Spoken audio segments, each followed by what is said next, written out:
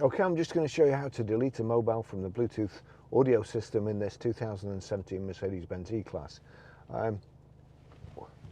Having deleted off my phone now first, we then come over to this system. You've got telephone here, where is it, telephone there, or you've got home there or home there, so you can either use the trackpad or the rotary control. I prefer the rotary control, and you can knock the trackpad off in the settings, but click on the rotary control, the home, and then I turn this till I get to telephone, select telephone.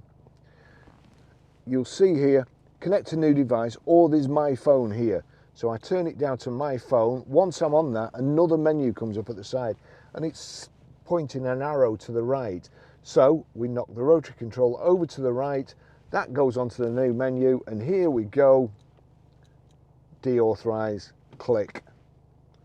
Do you want to deauthorize the following device, Barry's iPhone 13 Pro? Yes or no. If you've made a mistake, you've selected the wrong one, just turn the rotary control, but we've not. We want to get rid. That's it. It's gone.